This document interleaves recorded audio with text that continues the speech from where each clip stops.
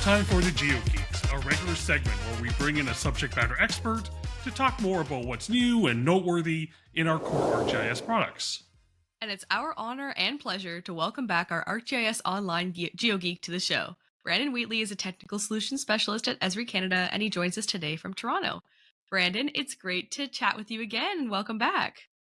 Oh, it's great to be here. Hey, Maggie. Hey, Mark. How are you guys doing?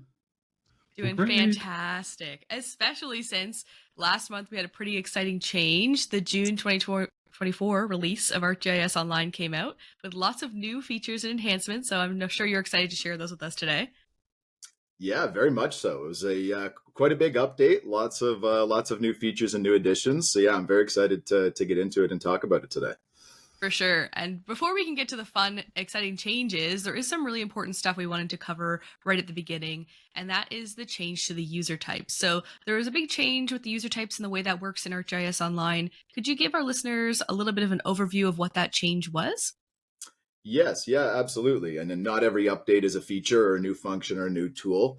So chances are there's a good chance you've heard of the new user types, and so these have now been implemented and automatically applied in ArcGIS Online with the June product update that would have went live maybe the 27th or 28th of June. So when logging into your ArcGIS Online organization, you should see some sort of a message or a pop-up to let you know that those user types have in fact been updated. They'll be accompanied by a link, which is going to take you to a page that gives you a lot more details and breakdown as to what those changes are and how those may impact you in your organization.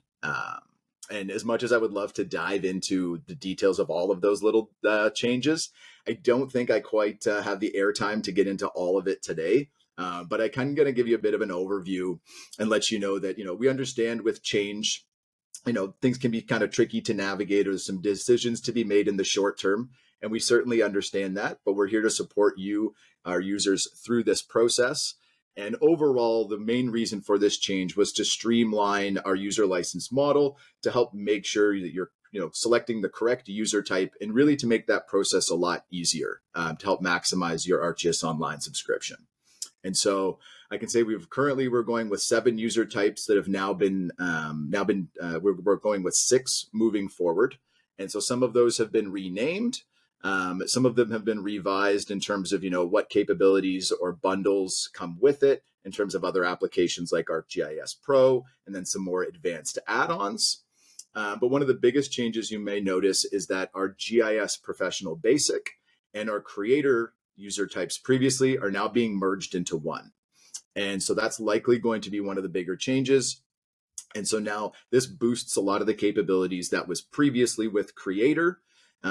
And I think that that's really going to help streamline and make a lot of the decision making when it comes to who gets what type of user level a little bit easier than it was before. And I'm sure a lot of people have questions and are more curious about all of that. And I'm happy to let you know that we'll be sharing all of those details in a webinar coming up in July here. And it'll be hosted by myself and Justin Broussard. So we'll be going over all of the new user types, what they're called, the new updates, and all the functionality that's going to be related to them. So be sure to sign up and register for that webinar. Definitely, yes. I already got my name signed up, and I'm really looking forward to learning more about all these changes in user types at that webinar. So yes, definitely tune in later in July. All right, so let's get to the fun stuff. So I know there's a brand new application that has just been introduced that is designed specifically for data editing. So can you tell us more about ArcGIS Web Editor and what it does? Yes, yeah, I would say might be other than the user types, one of the biggest updates or biggest features with this new update, something that I'm sure a lot of our users have been looking forward to for some time. So happy to announce that you're right, the ArcGIS Web Editor is here. It is a standalone application for both ArcGIS Online and Enterprise 11.3. And so it's a web-based application that lets you do more focused and efficient data editing directly with your hosted feature layers. So you don't necessarily need to jump into Pro anymore, make those edits, and then refresh and update those changes. You can do all of that right there in the web.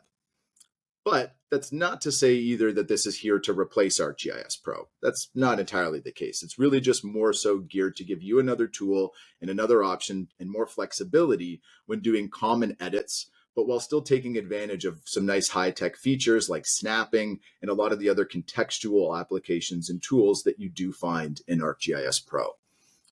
And so with this first release of the web editor, you'll see a lot of the common editing tools and capabilities, but keep an eye out for future updates and future releases, as what you'll notice is that the list of capabilities and functionality there is going to continue to grow.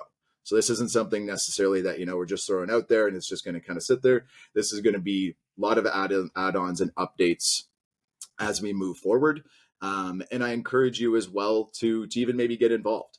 Our Esri community pages usually feature a lot of suggestions and feedback and updates from our users. So we'd love to hear how you're using this new web editor, what you think of it, and feel free to add some suggestions as well. You may not have noticed that a lot of our ArcGIS Online updates over the past few updates feature a lot of feedback from our user community. So it's a lot of those things that you guys are suggesting to us, that features you want to see in our applications, and we're going ahead and instilling those.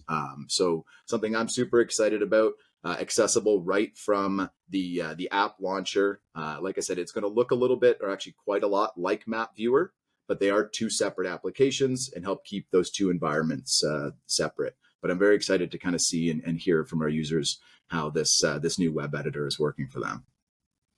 Absolutely. It's a really great application. I've tried it out in beta, and now that it's here, I'm really excited to see what people are going to do with it. And definitely, like you said, Brandon, give any feedback that you have so we can keep improving these applications for future use for sure. But, there's another really exciting enhancement that I've been hearing about for a long time, sort of a long awaited change to ArcGIS Online. And that in this release is the recycling bin. Can you tell us a little bit about how that works and what that feature is? Yeah, absolutely. You're right. It's something we've been kind of waiting for a little bit. So I'm very excited to see this is now here as well.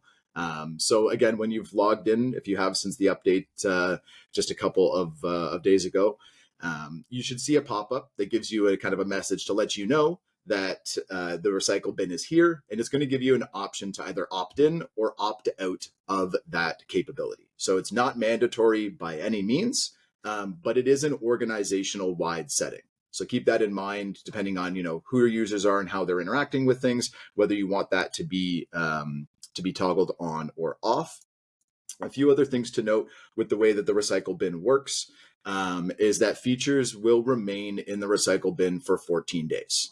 So anything that you delete, if you need to go and restore it, it's very easy to do. It's going to be there for you for 2 weeks.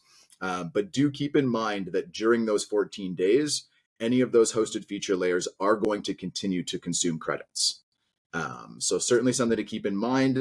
In a way you can kind of think about the ArcGIS Online recycle bin is it does work and act in a lot of ways like the recycle bin for your computer, right? When you move something to the recycle bin on your computer, it's still taking up storage on your hard drive somewhere. It just may be moving it to a different location, and that ArcGIS Online recycle bin is just the same.